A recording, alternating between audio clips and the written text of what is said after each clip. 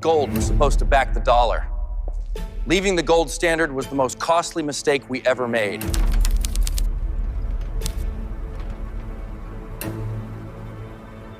What was so bad about gold?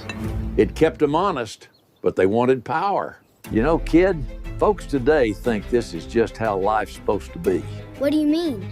Back in my day, one job could feed a family. My mother stayed home, father worked, and we ate together every night.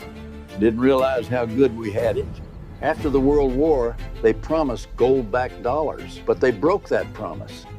They printed paper backed by nothing, funded wars we couldn't afford and shouldn't have been involved in. But France caught on and sent a warship to get back their gold. Truth is, if more countries followed, our vaults would be empty and game over.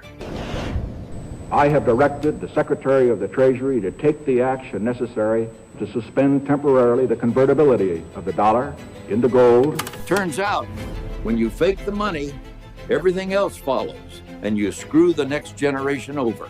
And it snowballs, kid. Prices shot up, paychecks didn't, life got tougher, and nobody knew why. We tried raising our kids the old way, but we didn't have the time or the money. So you outsourced parenting? Yeah, I guess you could say we did. Government schools raised them, and the TV taught them bad morals. They learned debt, not savings, bought houses they couldn't afford, played video games, gambling, antidepressants, and crimes. Families fractured, divorce rates doubled, birth rates plummeted. Things got so bad, people started financing Chipotle. Financing a burrito? Yeah, it's getting bad. Obesity, people eating cheap slop instead of real food. We got softer, sicker, and lazier. A nation in decline. But it didn't happen overnight. When Nixon left the gold standard, we traded sound money for a lifetime of debt. How will they ever pay it back? I don't think they plan to. Both sides keep spending like there's no tomorrow and leaving the bill to your generation. We didn't get it right, but you've still got a chance. So, take the reins, kid. Hold your ground and don't give up on sound money. Hi, my name is Vin Maru from Financial Liberties. I happened to come across this clip and I wanted to share it with you all because I thought it was a great summary of the gold standard and how we got off of it and where we are right now. So, that being said, here's the truth. Most people have no idea how exposed their savings are to inflation, debt, and reckless government spending.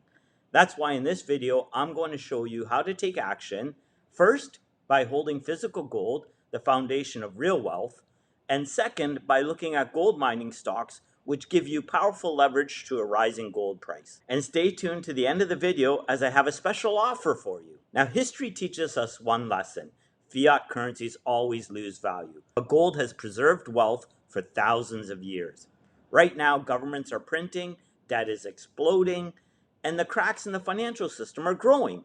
The question is, will you be prepared when the system resets? This is the time to protect your portion of wealth in gold before the crowd realizes what's happening. Because when trust in the paper money system disappears, gold always wins. Don't wait for headlines. Position yourself now before it's too late. So let's dive into it. Physical gold is the foundation of your gold investment strategy. And you should own some, whether it's in your own possession or whether you decide to store it at vaults around the world. Now, you can buy physical gold through your local bullion dealer or even Costco sells gold.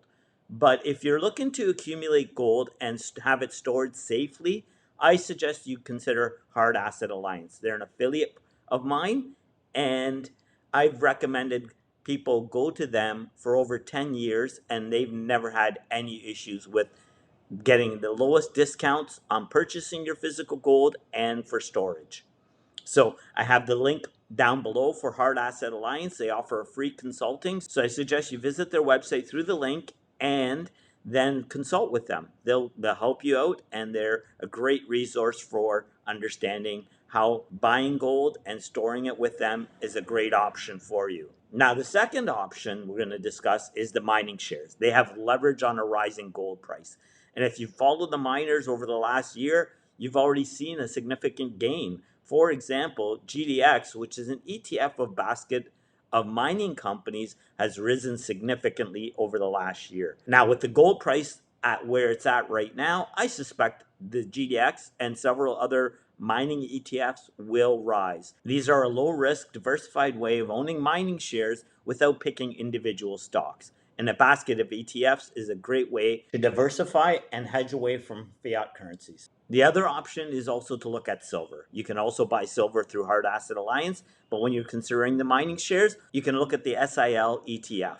They're also a diversified basket of silver miners. It's a great option for someone who's new into investing in the gold mining shares. That being said, I think we're at the point in the cycle where you actually will get a better leverage and a better upside on some of the small to mid-sized producers where they could become takeout targets or they're expanding operations and increasing revenues. So we're at the point in the cycle where this is a good option. Finally, at some point in the future, we will look at junior miners and exploration companies. They give you the highest leverage to a rising gold price, but they have the most risk. I don't think they're worth considering it right now, but I am picking away at some because the prices haven't risen significantly. So it's something to keep an eye on for the future. So that being said, there's your basic strategy for investing in the gold miners. Now, if you want a little more in-depth review of gold, silver, the miners, uranium, and the commodities in general, I suggest you watch the recent interview I did with Jesse Day from Commodity Cultures.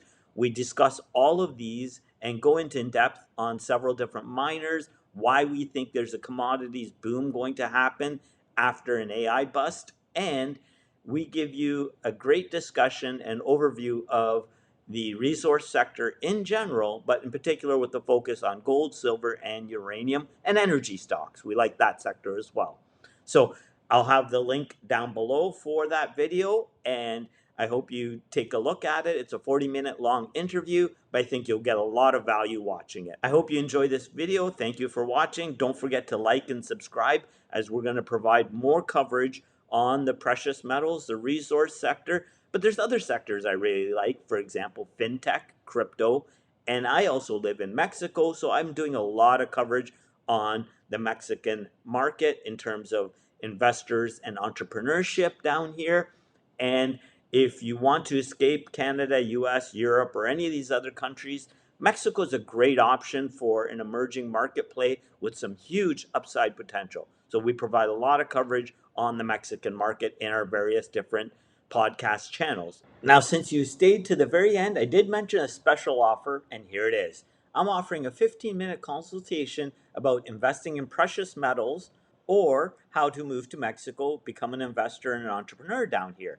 So if you're interested in that, please leave a comment below first and then contact me via the website and we'll set up a time for the consultation. It's free, so it's 15 minutes of your time, but you'll get a lot of value out of it. Take care and thank you for watching the video. Don't forget to like and subscribe, and we'll talk to you soon. Cheers.